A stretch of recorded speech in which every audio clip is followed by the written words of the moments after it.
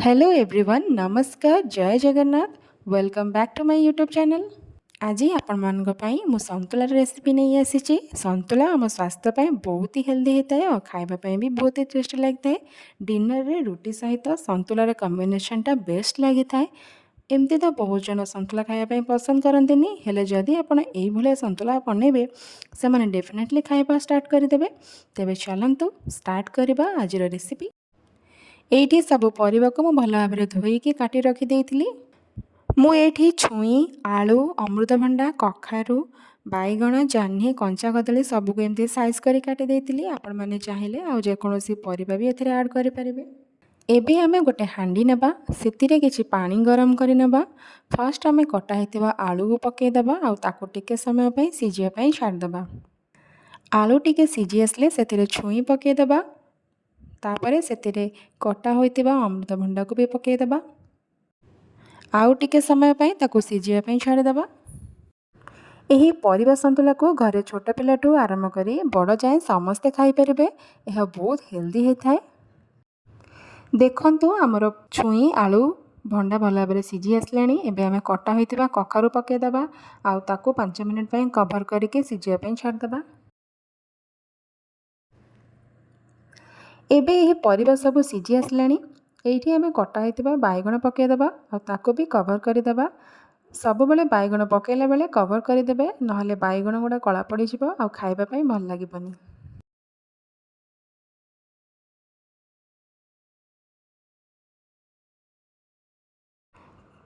तापरे आमे कटा होइतिबा कंचा कदली पके देबा।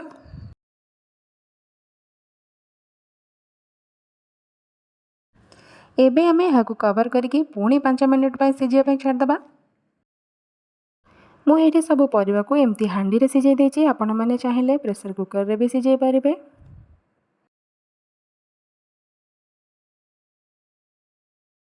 एबे आमे एथिरे कटा होइतिबा टमाटो पके देबा। लास्ट आमे एथिरे कटा होइतिबा जह्नी को पके देबा।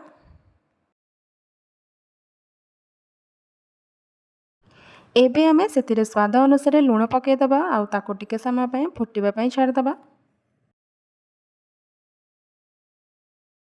एबे हमर सब परिबा सिझी जाइछि। परिबा को आमे एठी बेसी ओवरकुक करबानी। नेक्स्ट आमे छुंक प्रिपेयर करबा। सेति पई मु गोटे कढ़ई नेछि। कढ़ई रे किछि तेल पके देबा। तेल टिके गरम हे गेला परे सेतिरे दुईटी सुखिला लंका पके देबा। जदि घरे छोट पिला खाउथिबे ताले आपण लंका को स्किप करि परिबे। तापरे सेतिरे हाफ टेबल स्पून सोरिष हाफ टेबल स्पून जीरा पके देबा आउ ताको टिके समय पई फुटिबा पई छाड़ देबा। नेक्स्ट सेतिरे 7 ରୁ 8 टी रसुण को एमती आगुरु छेचिक रखिथिली ताको ऐड करबा।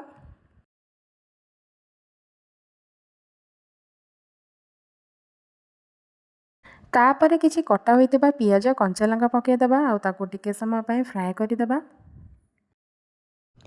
पियाज रसुण को आमे एमती हल्का हल्का फ्राई करबा। देखंतु जेमती कंचा कंचा हेकि रहिछि सेमती ही रहिबो। एमती कले हमर संतुलार फ्लेवरटा भल आसी थाए। एबे एही छुंको को आमे सिझा होइतिबा परिबारे पके देबा आउ ताको 5 मिनिट पई हाई फ्लेम रे फुटिबा पई छाड़ देबा।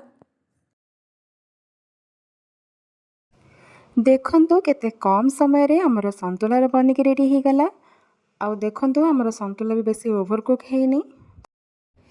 एबे हमर संतुला प्रिपेयर हो जाइछि। राति रे रुटी सहित एंजॉय करंतु।